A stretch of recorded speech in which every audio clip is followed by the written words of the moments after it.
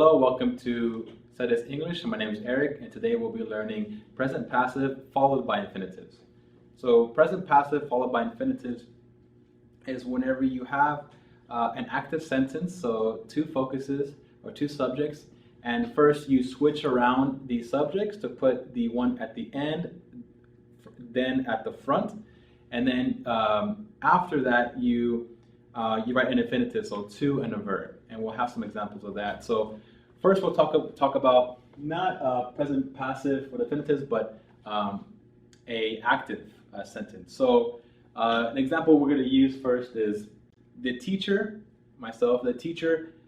expects students to bring their homework. So I'll write this down right here. The teacher expects students to bring their homework. The teacher expects students to bring their homework. So our first focus is the teacher. That is the first thing we're talking about. A verb and then students, the other subject, to bring their homework. So we want to change, that's active, we want to change it to passive. So the way you change that to passive is by putting right over here. We'll do the positive example first. So the subject will be the students. Over here was second. Verb to be are. The students are. And then over here we have expects. But we're going to change that to the verb and past participle. So that is expected. The students are expected. And I want to keep it right here, the same. To bring. To bring, and then what? Their homework. The students are expected to bring their homework. So now here we don't have the teacher anymore. That is, as implied, that is, you're kind of guessing that who else would tell the students to bring their homework. That'll be the teacher. So again, the students are expected to bring their homework. So now we'll use a similar example, but go straight to negative. So we'll keep this the same. We'll keep it that the students are the same verb to be. The students are, but now we have not. And so you have are not, or you can use aren't if you like as well. So students aren't or are not, and we have the same verb and past participle, expected, the same infinitive to bring their laptop. That's something that is not required here in our class. The students are not expected to bring their laptop. We don't need that for our class. We can do that without that. So that is true. Now we'll go with a question.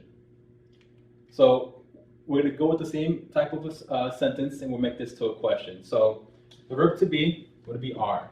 So you'll start off with are, and then we'll have the subject, the students. Are the students, and then verb and past participle, expected. The same infinitive, to bring. Are the students expected to bring their laptops? So this is answered with a yes or no answer. So are the students expected to bring their laptops? No, they're not, right? The students are not expected to bring their laptops. So we'll go ahead and do one more example for each one of these. Here, we'll change the subject to something else. We're going to write Fito Olivares. So Fito Olivares, and the verb to be is, and then the verb past participle, we'll keep using expected.